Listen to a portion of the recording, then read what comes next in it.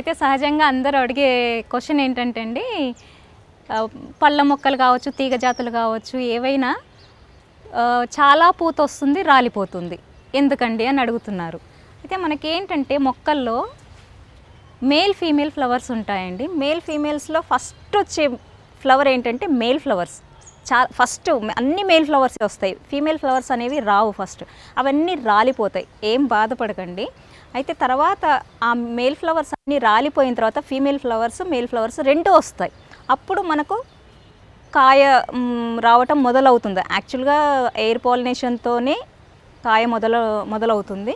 Air pollination అనుకోండి, లేదంటే బీస్ మన గార్డెన్లో ఉన్న పూల మొక్కలతో వచ్చే బీస్ అలా అనుకోండి, లేదంటే బటర్ఫ్లైస్, అలా రకరకాలుగా పాలినేషన్ జరుగుతూ ఉంటుంది.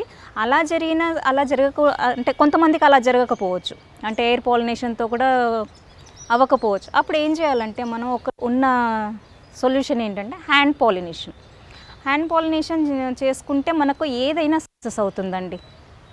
ప్రతి మొక్కలో, తీగ జాతిలో కావచ్చు, బీరా, సొర అలాంటి మొక్కల్లో కావచ్చు, కీరా, ఇంకా చాలా ఉంటాయి, వాటిల్లో కావచ్చు, పళ్ళ మొక్కల్లో కావచ్చు. అంటే ఫీమేల్ ఫ్లవర్ అనేది కూడా ఎలా గుర్తించాలనేది కూడా ఇక్కడ మెయిన్ పాయింట్ అండి.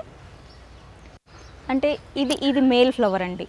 ఎలా తెలుసుకోవాలి అని అంటే, మనకి వెనక ఫ్రూట్ అనేది రాదు మేల్ ఫ్లవర్కి. అయితే ఫీమేల్ ఫ్లవర్కి అనేది ఏంటంటే వెనకాలే ఫ్రూట్తో, ఇది ఫ్రూట్తో మొదలవుతుంది, ఇలా ఫ్రూట్తో మొదలవుతుంది. సో ఇది ఫీమేల్ ఫ్లవర్. సో అయితే మనం ఏం చేయాలంటే హ్యాండ్ పాలినేషన్ ఎలా చేయాలి అని అంటే, ఒక మేల్ ఫ్లవర్ని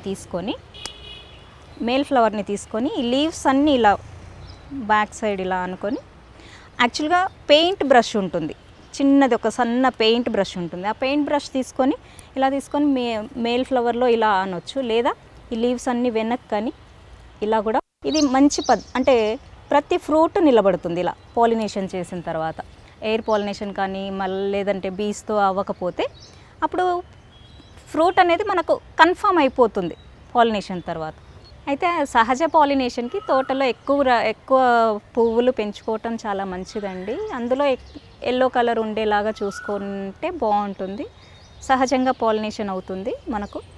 అంటే బీస్ ఎక్కువ అట్రాక్ట్ అవుతాయి ఎల్లో కలర్కి, కాబట్టి అది గులాబీ కావచ్చు, మందార కావచ్చు, లేదా ఆవ మొక్కలు కావచ్చు, బంతి కావచ్చు, ఇలాంటివన్నీ పూల మొక్కలు మనం కొంచెం ఎక్కువ పెంచుకుంటే ఏంటంటే బీస్, బటర్ఫ్లైస్ అలా తొందరగా అట్రాక్ట్ అయ్యి మనకు సహజంగా పాలినేషన్ అనేది జరుగుతుంది మొక్కల్లో. ఇప్పుడు మనకు హ్యాండ్ పాలినేషన్ అనేది కొంచెం తగ్గించుకోవచ్చు. ప్రతి మొక్కలో హ్యాండ్ పాలినేషన్ చేయటం అనేది కష్టం, కాబట్టి సహజంగా జరిగే విధానాన్ని మనం చూసుకోవాలి.